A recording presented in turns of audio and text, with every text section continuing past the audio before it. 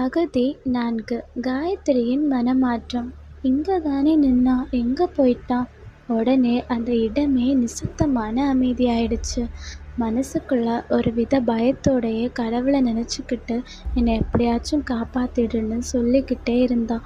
உடனே உள்ரூமில் கட்டி இருந்த ரெஸ்ட் ரூம்லேருந்து அவன் கதவை மெல்லமாக திறந்துக்கிட்டு வந்தான். உங்களுக்கு ரெஃப்ரெஷ் ஆகணும்னா நீங்கள் போய் தாராளமாக ரெஃப்ரெஷ் ஆகலாம் அப்படின்னு சொன்னான். காயத்ரிக்கு இப்போதான் மூச்சே வந்துச்சு. இவளும் சரின்னு சொல்லிக்கிட்டு ரெஃப்ரெஷ் ஆகிட்டு வந்தவ இனி என்ன பண்ணுறது, இங்கே எங்கே படுத்துக்கிறது அப்படின்னு சுற்றி முற்றி பார்த்து முழிச்சுக்கிட்டே இருந்தா. அதுக்கு அவன், என்ன பார்த்துட்ருக்கீங்க?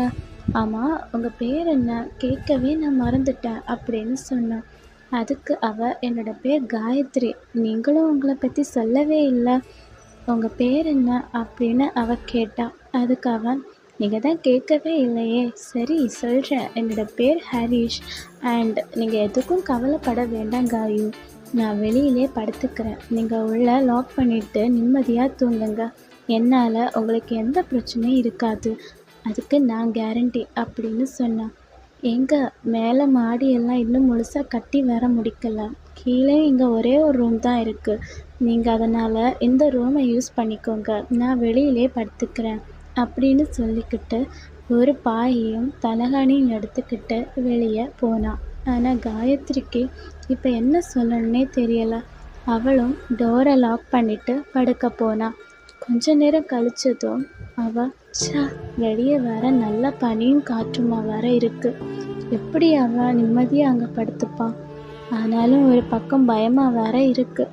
2 பேரும் ஒரே ரூமில் படுத்துக்கிறத நினைக்கும் போது இப்போ என்ன பண்ணுறது அப்படின்னு நினச்சிக்கிட்டே ஜன்னல் வழியாக அவனை மெல்லமாக எட்டி பார்த்தான்.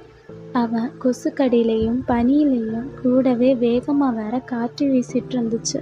இதனால் அவன் தூங்குறதுக்கே ரொம்ப கஷ்டப்பட்டுட்டு இருந்தான். இதை பார்த்த காயத்ரி என்ன நினச்சானே தெரியல. வேகமாக கதவை திறந்துக்கிட்டு வெளியே போனான். அவனும் தூக்கம் வராமல் புரண்டு புரண்டு படுத்துக்கிட்டு இருந்தான். திடீர்னு காயத்ரியை பார்த்ததும், ஹே, நீ ஏன் இங்கே நிற்கிற? திடீர்னு பார்த்ததும் பயந்துட்டேன் தெரியுமா? உடனே காயத்ரி, ஏங்க நீங்களும் உள்ளே வந்து படுத்துக்கோங்க அப்படின்னு சொன்னா. அதுக்கு அவன், இல்லைங்க வேண்டாம், நான் இங்கேயே படுத்துக்கிறேன், நீங்கள் உள்ளே போய் படுங்க. அப்புறம் நான் இனி உள்ளே வந்து நீங்கள் விடிய விடிய பயத்தில் தூங்காமல் என்னையே பார்த்துட்ருப்பீங்க.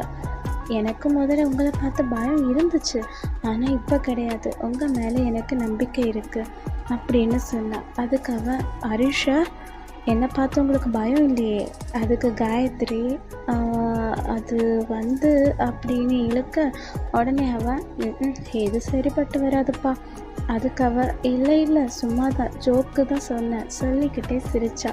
அவனும் அதுக்கு சிரிச்சுக்கிட்டே, சரி ஓகே, உங்கள் ஜோக் செம ஜோக் அப்படின்னு கிண்டல் பண்ணான். இந்த இரவு காயத்ரி கூட ஒரே ரூமில் படுக்கிறதுக்கு ஹரிஷ் சம்மதிப்பானா மாட்டானா? தொடர்ந்து கேளுங்கள் அடுத்து வரும் பகுதிகளில்.